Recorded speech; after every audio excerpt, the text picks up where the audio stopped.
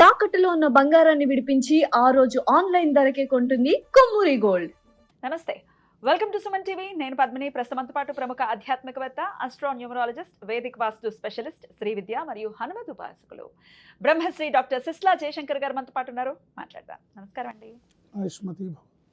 ఎలా ఉన్నారండి? బాగున్నామ్మా. చాలా రోజుల తర్వాత సమయం ఇస్తున్నందుకు కృతజ్ఞతలండి. ఏమిటో ఈ మధ్య వీడియోలన్నీ రాహు మీదే నడుస్తూ ఉన్నాయి. చాలామంది అడిగేది కూడా, చాలామంది తెలుసుకోవాలి అనుకునేది కూడా రాహు. ఎందుకంటే రాహు అంటేనే మ్యాసివ్ కదా. చాలా ఆయన రిజల్ట్స్ అన్నీ చాలా మ్యాసివ్గా ఉంటాయని చాలామంది చెప్తుంటే ఇంట్రెస్టింగ్గా అనిపిస్తుంది. అంటే రెండు వైస్ వర్సా, అట్లా ఎట్లా ఇబ్బంది పెట్టాలనుకున్నా అంతే మ్యాసివ్గా ఇట్లా పిండి ఉతికేసి ఆరేస్తాడు. సో అట్లా వద్దు, కొంచెం ఆయన బెనిఫిట్ ప్లానెట్గానే మాకు ఉండాలి, ఆయన నుంచి అనుగ్రహమే మాకు కావాలి అనుకునే వాళ్ళకి మీరు ఏదైనా మార్గం చూపిస్తారు?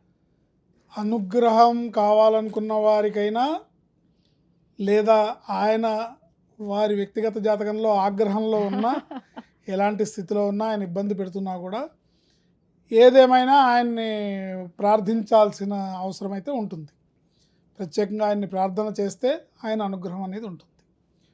ముఖ్యంగా చూసుకున్నట్టయితే నాకు బాగా ఇంట్రెస్టింగ్ అంశం ఏంటంటే, ఆయన ఇచ్చినంత డబ్బు సంపద ఎవరు ఇవ్వలేరు. అసలు న్యూమరాలజిస్ట్గా కూడా చెప్పండి, ఏ నెంబర్ ఆయనతో రిలేట్ అయ్యి ఉంది? 4వ నెంబర్. 4 నెంబర్. 4వ నెంబర్. ఓకే. అప్పుడు 4, 13, 22, 31, 40 ఇట్లా ఇవన్నీ కదా, ఇవన్నీ ఉంటాయి. 13 అంటే కొంత ఏంటి డిమానిక్ నంబర్ గా చూస్తూ ఉంటాం. అవును, 13 నుండి డెత్ నెంబర్ అంటారు, 31 కూడా డైవర్స్ నెంబర్ అంటారు. అయితే ఇక్కడ చాలా మందికి అర్థం కాని విషయం ఏంటంటే, ఆ నెంబర్ ఎవరి దీంట్లో ఉంది అంటే, వాళ్ళ పేరులో ఉందా, లేకపోతే వాళ్ళ వ్యాపార సంస్థలో ఉందా, లేదా వాళ్ళ ఈ మరే ఇతర దేంట్లో ఉందా చూసుకోవాలి.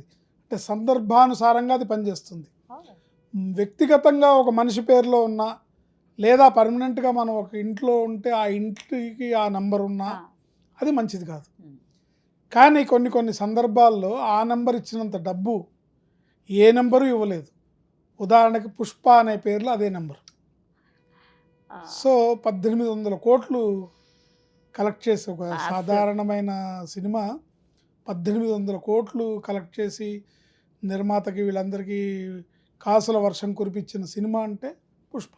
బట్ దాన్ని ప్రొలాంగ్ చేస్తూ పుష్ప 2 ఇబ్బందులను కూడా తీసుకొచ్చింది. అంటే దాంట్లో ఏమవుతుందంటే, ఆ నెంబర్ ప్రభావం వల్ల ఇన్స్టెంట్గా వాళ్ళకి డబ్బు వస్తుంది. సినిమా అనేది తాత్కాలికం, అంటే over a period of time ఆడేసి వెళ్ళిపోతుంది, అయిపోయింది. ఆ ఆడిన టైంలో కాసులు కురిపించేసింది, జనాల్ని విపరీతంగా థియేటర్లకి లాక్కెళ్ళింది, విపరీతంగా జనాలు ఆకర్షింపబడతారు, చూస్తారు, అయిపోయింది.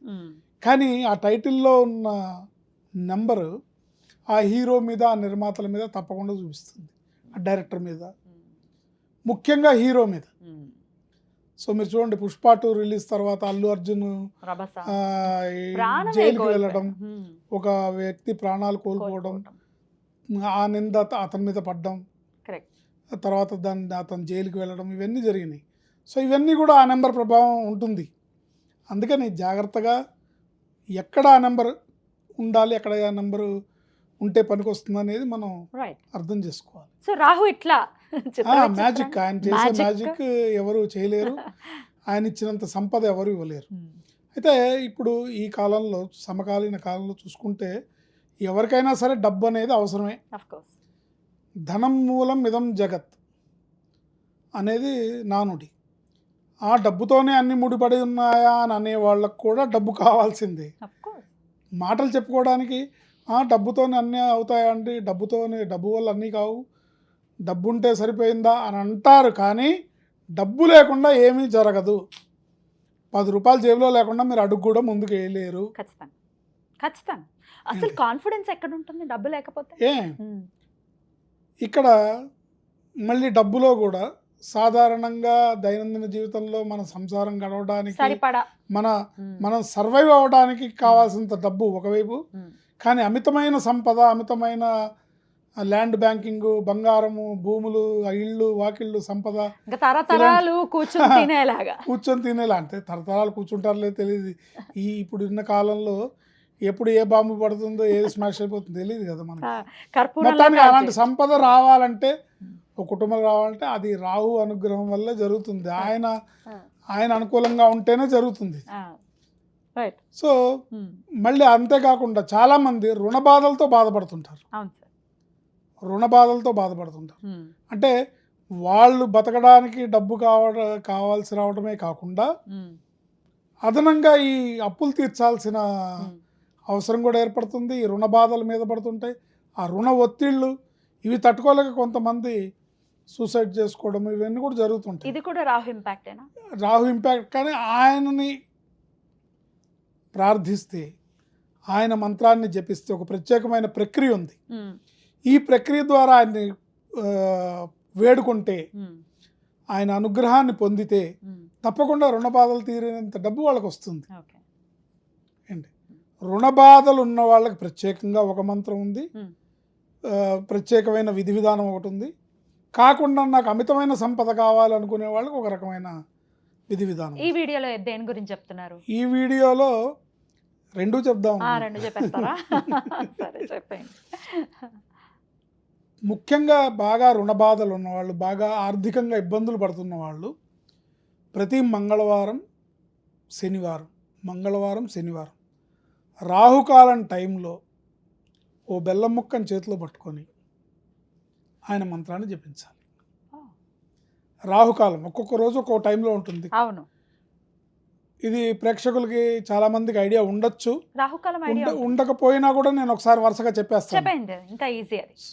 ఆదివారం నాడు సాయంత్రం 4:30 నుంచి 6 వరకు ఉంటుంది. సోమవారం నాడు ఉదయం 7:30 నుంచి 9 వరకు ఉంటుంది. మంగళవారం నాడు మధ్యాహ్నం 3 నుంచి 4:30 వరకు ఉంటుంది. బుధవారం నాడు మధ్యాహ్నం 12 నుంచి 1:30 దాకా ఉంటుంది. గురువారం నాడు మధ్యాహ్నం 1:30 నుంచి 3 వరకు ఉంటుంది. శుక్రవారం నాడు ఉదయం 10:30 నుంచి 12 వరకు ఉంటుంది. శనివారం నాడు ఉదయం 9 నుంచి 10:30 వరకు ఉంటుంది. ఇది రాహుకాలం టైమింగ్స్.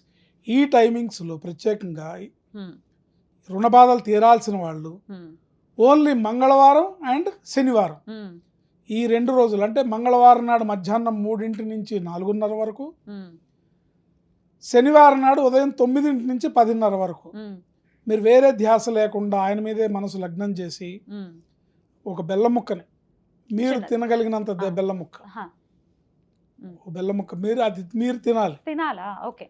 దాని చేతిలో పట్టుకొని సింహికా గర్భ సంభూతాయ నమః అనే మంత్రాన్ని చదవాలి.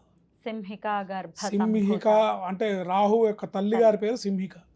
సింహికా గర్భ సంభూతాయ నమః అనే మంత్రం చదివి ఈ రాహుకాలం ఇంకొక 5 నిమిషాల్లో ముగుస్తుంది అనగా దుర్గా అమ్మవారిని ప్రార్థించాలి.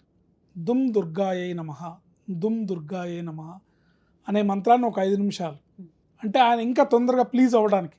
అంటే నువ్వు ఈ 90 నిమిషాల గంటన్నర రాహుకాలం గంటన్నర యూటిలైజ్ చేయాలి. గంటన్నర సేపు నువ్వు ఈ రాహు జపం చేసినందుకు ఆయన నీ తపస్సుకు మెచ్చి నీ కోరికను శాంక్షన్ చేయడానికి వీలుగా గంటన్నర అంటే 90 నిమిషాలు కదా, 85 నిమిషాలు సింహికా గర్భ సంభూతాయ నమః అనే మంత్రం చేసి 5 నిమిషాలు దుమ్ దుర్గాయై నమః అనే మంత్రాన్ని కనుక చేస్తే అతి శీఘ్రగతిన వీళ్ళ అప్పులన్నీ తొలగిపోయి ఆర్థిక పరిపుష్టిని పొంది ఆర్థికంగా బలవంతులు అవుతారు.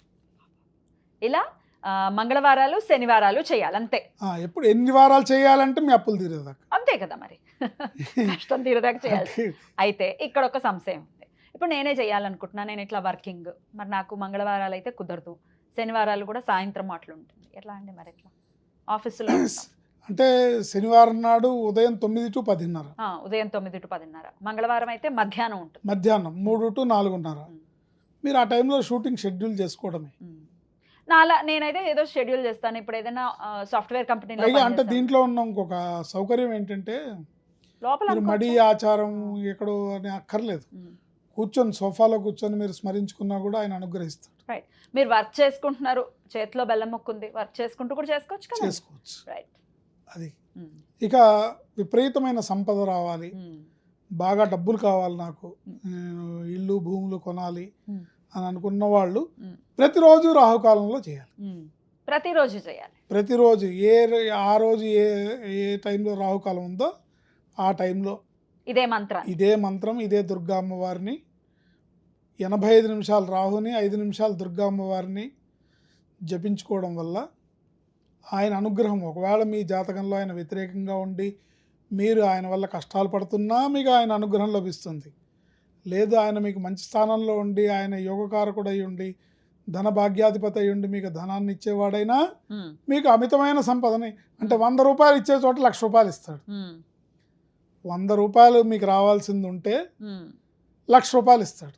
అమ్మ బాబోయ్, అంత massive గా. అంత మ్యాసివ్ అది ఊహించలేము. ఆ ఎనర్జీని మనం ఎక్స్పెక్ట్ చేయలేం. అమ్మ బాబోయ్. సో అంత ఇదిగా ఉంటుంది కాబట్టి దీన్ని అందరూ కూడా ఈ కాలంలో యూటిలైజ్ చేసుకుంటే చాలా అద్భుతమైన ఫలితాలు ఉంటాయి. ధన సంబంధమైన, రుణ సంబంధమైన వ్యవహారాల్లో తప్పకుండా విజయం చేకూరుతుంది.